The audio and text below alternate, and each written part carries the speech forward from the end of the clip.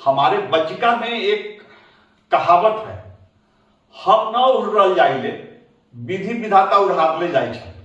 एक छोटी सी कहानी सुन लीजिए, रोचक कहानी। एक शादीशुदा महिला अपने पति अपने बाल बच्चों को छोड़कर प्रेमी के साथ भागी जा रही थी। ग्रामीणों ने उस महिला को रोका और पूछा कि तुम क्यों उड़ल जा रही हो, तुम क्यों बसे बसाए घर को उजाड़ कर भागी जा रही हो। तो उस महिला ने क्या कहा, तो यह देखने वाली बात है कि जख्म अधिक है या जख्म से भी ज्यादा मरहम लगवाने की ये कवायद चल रही है, ये कूटनीति है। नीतीश कुमार की कोई मजबूरी है या ये भाव खा रहे हैं? कैसे इनका बीजेपी पर फिर दिल आ गया है? अगर वास्तव में दिल आ गया है तो क्या वजह है? एक फिल्म का गाना आप सुने होइएगा, रहे अगर 100 पर्दों में डरे शर्म से, नजर अजी लाख चुराए कोई सनम से, आ ही जाता है जिस पे दिल आना होता है, प्यार दीवाना होता है, मस्ताना होता है। तो एक कयास यह भी लगाया जा रहा है कि क्या नीतीश कुमार दबाव बनाने के लिए गठबंधन तो ने इंडिया अलायंस से बाहर जाने की बात कर रहे हैं, हवा दे रहे हैं। कांग्रेस कम सीट लेकर भी तैयार हो जाए और संयोजक बनाने के लिए भी तैयार हो जाए, और टिकट अगर 13-14 सीट शेयरिंग में मिल भी जाए टिकट, तो दिल्ली पहुंचने की गारंटी तो नहीं है। बिहार एक बार फिर सुर्खियों में है, किसी सकारात्मक मुद्दे को लेकर सुर्खियों में नहीं है, किसी मेगा प्रोजेक्ट को लेकर बिहार सुर्खियों में नहीं है। दरअसल हमारे मुख्यमंत्री नीतीश कुमार इंडिया अलायंस के संयोजक नहीं बनाए गए हैं, इसके लिए सुर्खियों में है। और उससे भी ताजा खबर है, बिहार सुर्खियों में है कि मुख्यमंत्री नीतीश कुमार एक बार फिर से पलटी मार सकते हैं। ये अटकलबाजी शुरू हो गई है और बिहार सुर्खियों में है। नीतीश कुमार बिहार का कायाकल्प करने के लिए पलटी नहीं मारते हैं, वे आदतन पलटी मारते हैं, इरादतन पलटी मारते हैं। यह उनका राजनीतिक चरित्र है, उनकी प्रकृति है। आपको याद है, उन्होंने मोतिहारी में राष्ट्रपति द्रौपदी मुर्मू के साथ एक समारोह में भाषण देने के दौरान विषय वस्तु से हटकर भाजपा नेताओं की ओर इशारा करते हुए क्या कहा था, थोड़ा आप सुन लीजिए। कि हमरा तो ये दोस्तिया कहियो खत्म होगा, जब तक जीवित रहेंगे आप लोगों से संबंध रहवे करेगा। वो धोखा से नहीं बोल रहे थे, उनका यह अंदाज है, उनकी यह रणनीति कहिए, कूटनीति कहिए। जब वे आरजेडी के साथ सरकार में होते हैं तो आरजेडी पर नियंत्रण रखने के लिए, अंकुश रखने के लिए भाजपा नेताओं से रिश्ते की बात करते रहते हैं, एक दरवाजा खोल करके रखते हैं। और जब वे भाजपा के साथ सरकार में होते हैं तो घर का एक गेट खोलकर लालू परिवार की ओर जाने का रास्ता रखते हैं। पता नहीं कब दावते इफ्तारी में जाने का निमंत्रण मिल जाए और वहां जाना पड़े। ऐसा वे गठबंधन के सहयोगी पार्टनर पर अंकुश रखने के लिए, उस कहीं तो उसे औकात में रखने के लिए करते हैं। ये जो बार बार पलटी मारते हैं, गठबंधन बदलते हैं, बार बार इस्तीफा देते हैं और फिर शपथ ग्रहण करते हैं, तो इससे बिहार की सरकार जो है अनिश्चितता की सड़क पर हिचकोले खाने लगती है। और भी कई कारण है बिहार के सुर्खियों में रहने का। कभी हमारे मुख्यमंत्री का सेक्स ज्ञान इतना बढ़ जाता है और सदन में ऐसी बातें करने लगते हैं कि हमारा बिहार सुर्खियों में आ जाता है। कभी वे किसी समारोह में उद्घोषिका के कंधे पर हाथ रखकर कह देते हैं कि आपका भी स्वागत है, हमारा बिहार सुर्खियों में आ जाता है।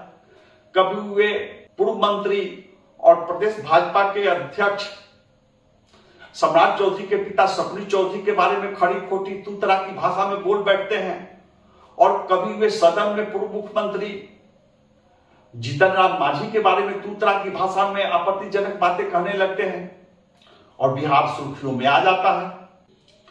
संक्षेप में बस इतना जान लीजिए कि एक राजनेता की महत्वाकांक्षा, एक राजनेता के अहंकार एक राजनेता की कूटनीति की वजह से बिहार की सरकार बार बार गियर बदलती है। जी हां, गठबंधन बदलता है, सहयोगी पार्टनर बदलते हैं और बार बार गियर बदलने से बिहार का कितना भला होता है, इसका बिहार की योजनाओं पर कितना असर पड़ता है और इससे केंद्र और राज्य की सरकारों का संबंध कितना खराब होता है। आप हर बार केंद्र सरकार से रिश्ते बनाएंगे और बिगाड़ेंगे, कारण संबंध तोड़ेंगे और फिर गठबंधन करेंगे, तो इसका असर बिहार की विकास योजनाओं पर पड़ता है और बिहार बार बार अनिश्चितता के भंवर में डूबता रहता है। नमस्कार, मैं हूं विवेश त्रिवेदी और आप देखना शुरू कर चुके हैं जनता चौक लाइव। आज मैं आपको उन कारणों की जानकारी दूंगा जिसकी वजह से बिहार में फिर से पलटी मारे जाने की चर्चा है। जी हां, मुख्यमंत्री नीतीश कुमार के गठबंधन बदलने की चर्चा है। कहा जा रहा है कि वे फिर से महागठबंधन को छोड़कर, इंडिया अलायंस को छोड़कर फिर से एनडीए की ओर आ सकते हैं, भाजपा से हाथ मिला सकते हैं। तो ये इस अटकलबाजी को किन किन कारणों से बल मिल रहा है, क्यों इसकी चर्चा हो रही है, जनता दलियों की क्या मजबूरी है, किस स्थिति में है, भाजपा का स्टैंड क्या है, भाजपा क्या चाह रही है, भाजपा किन कारणों से नीतीश कुमार के प्रति सॉफ्ट कॉर्नर रख रही है। एक बार फिर से लालू प्रसाद का क्या स्टैंड है, क्या वास्तव में लालू प्रसाद अपने बेटे तेजस्वी यादव को मुख्यमंत्री बनाने के लिए दबाव डाल रहे हैं। मैं इन सभी कारणों पर बारी बारी से प्रकाश डालूंगा और मैं खास तौर से दो चुनावी सर्वेक्षणों की रिपोर्ट का हवाला दूंगा कि दोनों रिपोर्ट के आने से कैसे खलबली है, कौन ज्यादा परेशान है, किसकी नींद हराम है और ये जो बिहार में गठबंधन पलटने की बात चल रही है, पलटी मारने की बात चल रही है, कहीं ये उन दो चुनावी सर्वेक्षणों से तो नहीं प्रभावित है। ये निर्णय रिपोर्ट में क्या भविष्यवाणी की गई है, क्या कयास लगाया जा रहा है, आप मेरे साथ बने रहिए, मैं आपको सारी बात की जानकारी देने जा रहा हूं। हाँ, तो मैं आपको बता रहा था कि नीतीश कुमार की फितरत है पलटी मारना, गठबंधन बदलना, और जब जब इस तरह की बात उठती है तो कहा जाता है कि ये मीडिया वाले बात को उछाल रहे हैं। ऐसी कोई बात नहीं है, मीडिया वाले को टीआरपी मिलता है, इसलिए ऐसी खबरें आ रही हैं और अचानक फिर वे इस्तीफा देते हैं और नई सरकार के मुख्यमंत्री के रूप में शपथ ग्रहण भी कर लेते हैं। तो मैं पूछता हूं कि क्या मीडिया की ये अटकलबाजी बिल्कुल निराधार है? क्या जो धुआं उठ रहा है उसके नीचे कोई भी आग नहीं है, कोई चिंगारी नहीं है? क्या वास्तव में यह सब मीडिया वालों का किया कराया है? हमारे बज्जिका में एक कहावत है, हम न उड़ल जाइले विधि विधाता उड़ावले जाय छे। एक छोटी सी कहानी सुन लीजिए, रोचक कहानी। एक शादीशुदा महिला अपने पति, अपने बाल बच्चों को छोड़कर प्रेमी के साथ भागी जा रही थी। ग्रामीणों ने उस महिला को रोका और पूछा कि तुम क्यों उड़ल जा रही हो, तुम क्यों बसे बसाए घर को उजाड़ कर भागी जा रही हो? तो उस महिला ने क्या कहा? उस महिला ने कहा कि हम न उड़ल जाइले विधि विधाता उड़ावले जाय छे। मतलब मैं नहीं भाग रही हूं, ये ऊपर वाले की मर्जी है, ईश्वर की मर्जी है, विधि विधाता चाह रहे हैं इसलिए मैं जा रही हूं, वो मुझे उड़ाने जा रहे हैं, ये ईश्वर की मर्जी चल रही है। तो ठीक उसी तरह से ये राजनीतिक दल जो है, राजनेता जो हैं, पहले तो तरह तरह के कारनामे करते हैं और फिर उनकी योजना विफल हो जाती है अगर, या इरादा बदलता है या फिर अंजाम तक पहुंचते भी हैं, तो उनका कहना होता है ये सब मीडिया वालों का किया कराया है। कारनामे खुद करते हैं और इल्जाम मीडिया वालों पर लगाते हैं। अब मैं आगे बढ़ने से पहले आपको संक्षेप में बताता हूं कि मुख्यमंत्री नीतीश कुमार बिहार में ज्यादा इस्तीफा देने के लिए जाने जाते हैं या ज्यादा शपथ ग्रहण के लिए जाने जाते हैं। जैसे क्रिकेट में आंकड़े जोड़े जाते हैं, बिहार में आंकड़ा जोड़ा जाता है कि नीतीश कुमार ने कितनी बार इस्तीफा दिया, कितनी बार शपथ ग्रहण किया इन्होंने, और इसके पीछे उद्देश्य क्या था। क्या बिहार को कोई ऊंचाई देनी थी? क्या बार बार मुख्यमंत्री के इस्तीफा देने और शपथ ग्रहण करने से बिहार का कुछ भला हो जाता है? ऐसा कुछ नहीं है। तो आप बिहार में जो ये क्रोनोलॉजी है सरकार बनाने गिराने, इसको थोड़ा सा संक्षेप में सुन लीजिए और फिर हम लोग आगे चलते हैं। पहली बार मुख्यमंत्री के रूप में इन्होंने शपथ लिया 3 मार्च 2000 को और 7 दिनों तक बिहार के मुख्यमंत्री रहे। बहुमत की व्यवस्था नहीं कर सके, स्पष्ट बहुमत था नहीं और इनको इस्तीफा देना पड़ा। इस्तीफा देने से पहले इनकी कलई खुल गई। सरकार बनाने के लिए ऐसे बिहार के साधु संतों का समर्थन इन्होंने लिया जिन साधु संतों से लोग कांपते हैं, डरते हैं। हर तरह के माफिया तत्वों से भी समर्थन लेने में इनको कोई गुरेज नहीं हुआ, लेकिन फिर भी बहुमत की व्यवस्था नहीं हुई और ये इस्तीफा दे दिए। इस्तीफा देने के बाद इन्होंने कहा कि मैं बिहार में ही खूंटा ठोक कर रहूंगा, विपक्ष की राजनीति करूंगा, सरकार के गलत कारनामों को उजागर करूंगा।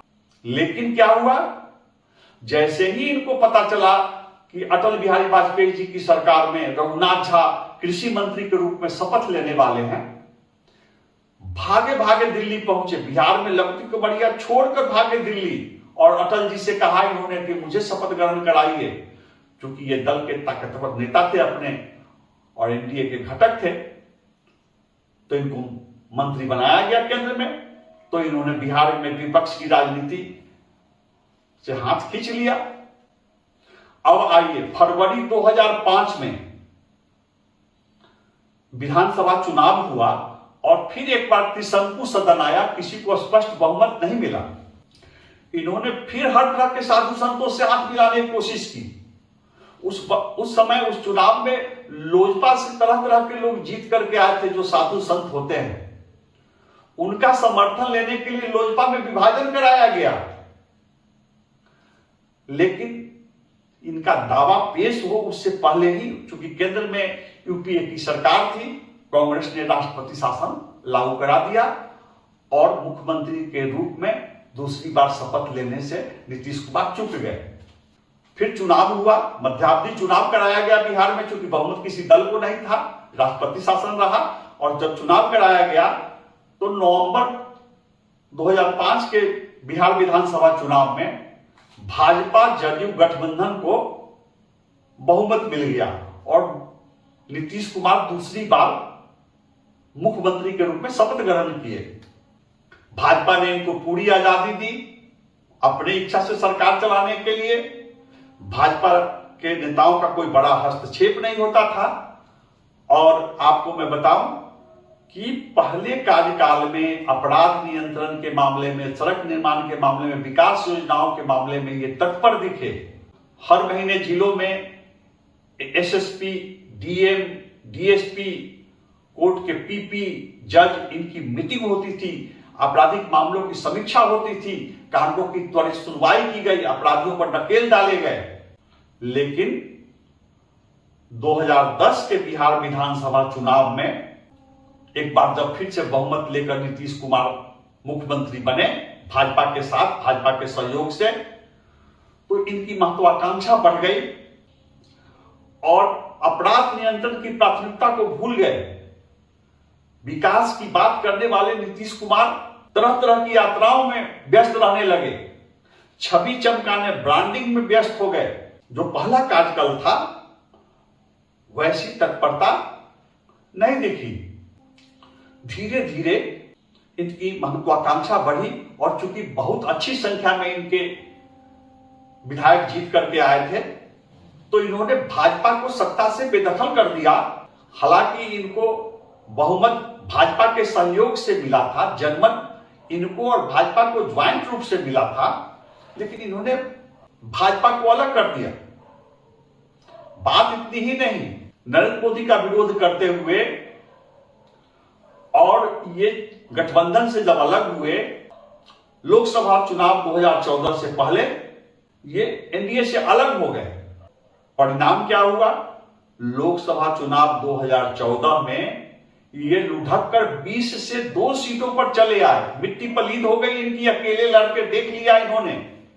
इनको जो भ्रम हो गया था कि मुझे अकेला बहुमत मिल रहा है, तो लोकसभा चुनाव में अकेले लड़े और 2 पर चले आए। जबकि 2009 में केंद्र में भले ही यूपीए की सरकार बनी थी, बिहार में भाजपा के सहयोग से इनके 20 सांसद जीते थे और 14 में 2 रह गए। नीतीश कुमार ने हार की जिम्मेदारी ली और एक बार फिर अपनी छवि चमकाने के लिए कि मैं हार की जिम्मेदारी लेता हूं, मैं मुख्यमंत्री पद का प्यासा भूखा नहीं हूं, और इन्होंने अपने मर्जी से बिना दबाव के इस्तीफा दिया। इनसे किसी ने इस्तीफा नहीं मांगा था और इन्होंने एक दलित नेता जीतन राम मांझी को मुख्यमंत्री बनाया, उन्हें शपथ दिलाई गई। तो भले ही नीतीश कुमार ने इस्तीफा देकर जीतन राम मांझी को मुख्यमंत्री बनवाया, लेकिन जीतन राम मांझी मुख्यमंत्री आवास में अपनी मर्जी से एक फल नहीं, एक आम का टिकोला नहीं तोड़ सकते थे। मुख्यमंत्री चाहते थे कि सरकार को डिक्टेट कराए, जीतन राम मांझी को डिक्टेट कराए, हम जैसे बोले उसी तरह से सरकार चले।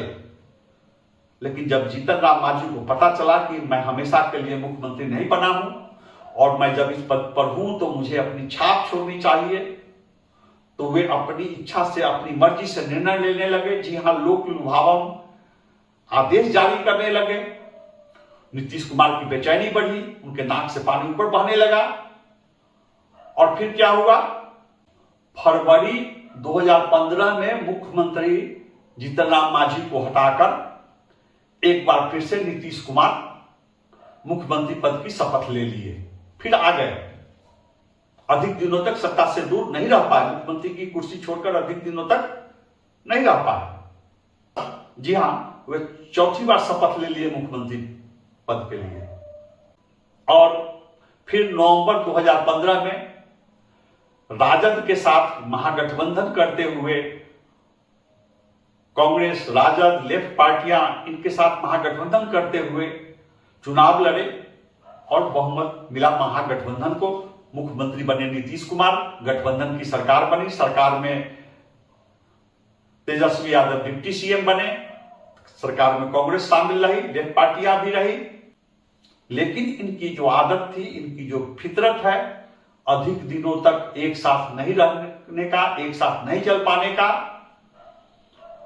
तो तेजस्वी यादव पर भ्रष्टाचार के जो आरोप लगे, उसे बहाना बनाते हुए इन्होंने फिर किनारा कर लिया, फिर इस्तीफा दिया, तेजस्वी यादव को अलग किया, महागठबंधन से खुद अलग हुए और भाजपा से इन्होंने गठबंधन करते हुए एक बार ये फिर 27 जुलाई 2017 को छठी बार इन्होंने मुख्यमंत्री पद की शपथ ली। सरकार चली। फिर 2020 का बिहार विधानसभा चुनाव हुआ। इनको बहुत कम सीट मिले, 45 सीट पर इनकी पार्टी अटक गई और बहुमत भाजपा और जेडीयू गठबंधन को मिला। भाजपा ने इन्हें फिर मुख्यमंत्री बनाया, एक मुख्यमंत्री बने। लेकिन इस बार इनके पसंदीदा भाजपा नेता सुशील कुमार मोदी को डिप्टी सीएम नहीं बनाया गया। केंद्र की खास नजर थी, चूंकि ये पहले धोखा दे चुके थे एनडीए को, तो इस बार नरेंद्र मोदी ने बिहार में तारकिशोर प्रसाद को डिप्टी सीएम बनवाया, रेणु देवी को डिप्टी सीएम बनवाया और फ्री हैंड नहीं दिया गया। बढ़ते अपराध पर सरकार को घेरा जाता था भाजपा नेताओं के द्वारा। शराबबंदी की विफलता पर, शराब के अवैध धंधे पर सरकार को घेरा जाता था और प्रदेश भाजपा अध्यक्ष संजय जायसवाल नीतीश कुमार की नाक में उंगली भी करते थे। और फिर अगस्त 2022 में नीतीश कुमार ने एक बार फिर से पलटी मारी, भाजपा को बाय बाय टाटा कहा और लालू यादव की पार्टी से गठबंधन करते हुए महागठबंधन में फिर से शामिल हुए और डिप्टी सीएम कौन बनाए गए? तेजस्वी यादव बनाए गए और इन्होंने 8वीं बार मुख्यमंत्री पद की शपथ ली। अब फिर चर्चा है कि ये इस्तीफा दे सकते हैं और भाजपा के साथ फिर नई सरकार के मुख्यमंत्री के रूप में, मुखिया के रूप में शपथ ले सकते हैं। तो आपने गौर से देखा कि इसमें बिहार की भलाई जैसी कोई बात नहीं थी। एक नेता को यह दिखाना था कि हां, एको हम द्वितीयो नास्ति। अब बड़ी चर्चा है कि दिल्ली ने दिल तोड़ दिया है। दिल्ली में इंडिया अलायंस की बैठक हुई और उसमें नीतीश कुमार जी को संयोजक नहीं बनाया गया, दिल टूट गया। साहब सुकुमार हैं, सदमे में हैं। कहा जाता है कि यूं ही कोई बेवफा नहीं होता, कुछ तो मजबूरियां। तो यह देखने वाली बात है कि जख्म अधिक है या जख्म से भी ज्यादा मरहम लगवाने की ये कवायद चल रही है, ये कूटनीति है। नीतीश कुमार की कोई मजबूरी है या ये भाव खा रहे हैं? मैं इस पर आपको विस्तृत जानकारी दे रहा हूं। कैसे इनका बीजेपी पर फिर दिल आ गया है? अगर वास्तव में दिल आ गया है तो क्या वजह है?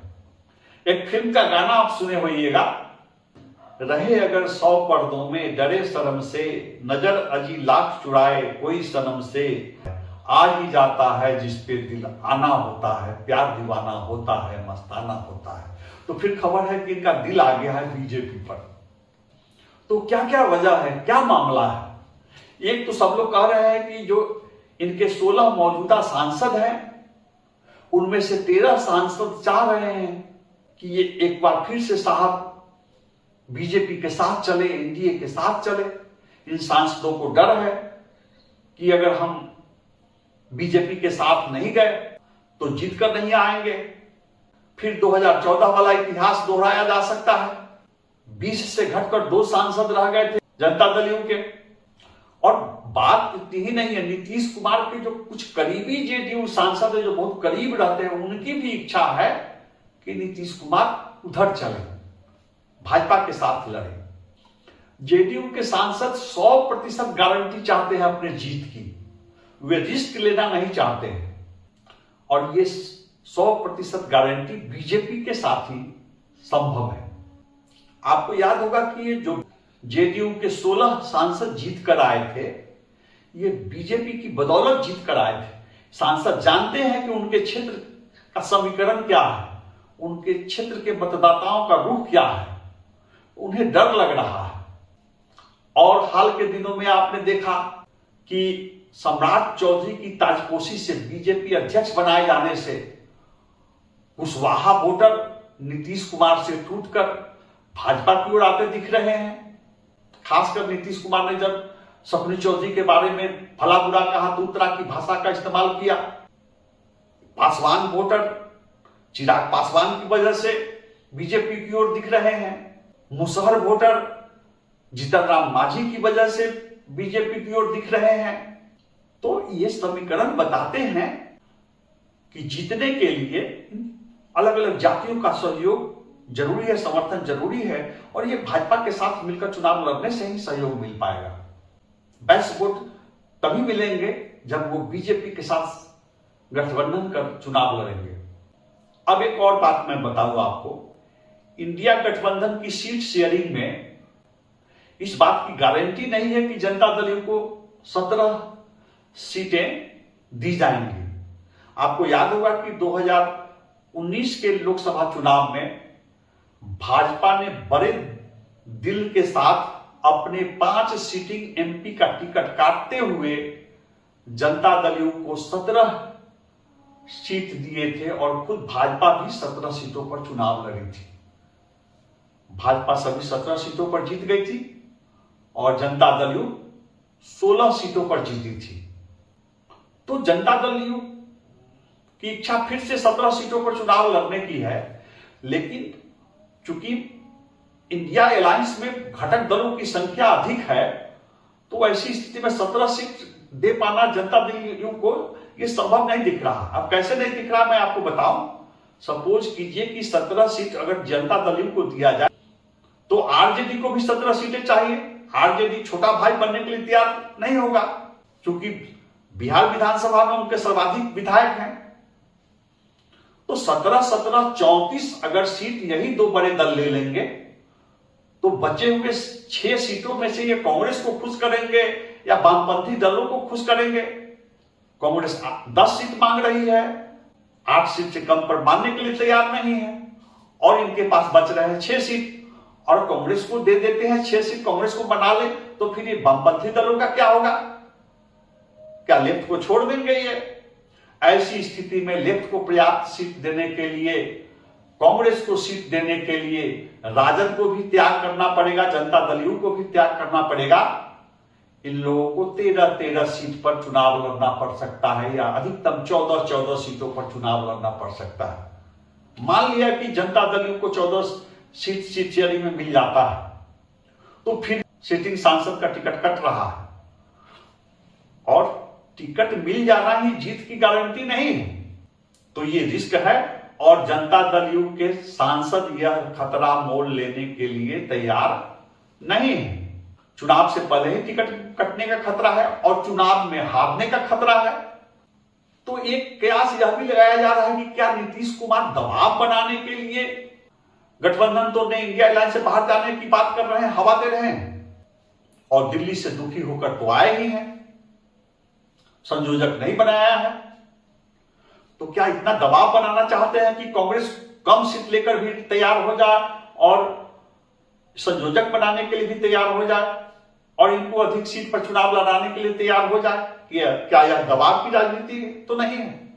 और टिकट अगर 13-14 सीट शेयरिंग में मिल भी जाए टिकट तो दिल्ली पहुंचने की गारंटी तो नहीं है। मैंने अपनी ओर से आपको जानकारी दी कि किन परिस्थितियों में नीतीश कुमार के पलटी मारने की अटकलबाजी चल रही है, उनके इस्तीफे और फिर से शपथ ग्रहण की अटकलबाजी चल रही है, किसकी क्या स्थिति है, मैंने विस्तार से बताया। मैं आगे भी आपके लिए ऐसी ही रोचक खबरें, विश्लेषण लेकर आता रहूंगा। आपसे आग्रह है कि आप मेरे चैनल जनता चौक लाइव को लाइक करें, सब्सक्राइब करें और इसे अधिक से अधिक वायरल करें ताकि मेरा मनोबल बढ़े और मैं आगे अच्छी खबरें लेकर आता रहूं।